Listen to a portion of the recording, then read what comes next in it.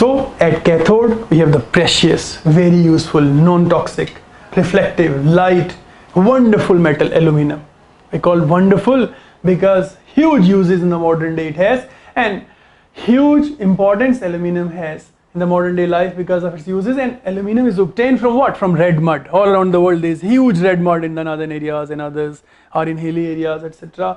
But this red mud, chemists are able to turn it into shiny reflective aluminum courtesy what? Electrolytic cells. Okay, aluminum is obtained there. At anode, oxygen. Sometime examiner can ask you to write an overall equation. Now what the overall equation stand for? We need to balance these electrode reaction first.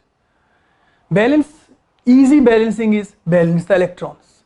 3 electrons there, 4 electrons there. So multiply this equation with 4. It becomes like this. Multiply this with 3. It becomes 6 oxide ions, 3 oxygen molecules, 12 electrons. So best way of balancing is balance electrons on both sides.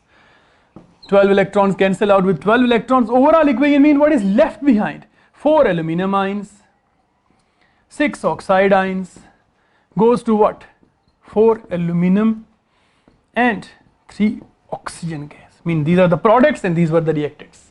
Look at the balancing of the equation. I said if primarily it is written as, previously we have written that aluminum ion 3 electrons, aluminum or oxide ion, but if they ask you to balance the equation and write an overall equation, easier thing is balance electrons. Multiply this equation with 4 becomes 12, multiply this equation 3 become 12. You can rewind this once or twice and find out how actually this has been done, but the key is balance the electron. There were 3 electrons and there were 4 electrons.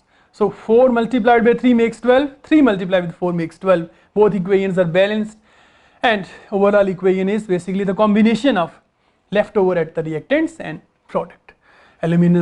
Extraction of aluminum basically is a process which is done by electrolytic cell, application of electrolytic cell, and this is achieved through the idea that molten compounds, when they are electrolyzed, they can turn into the original form. That is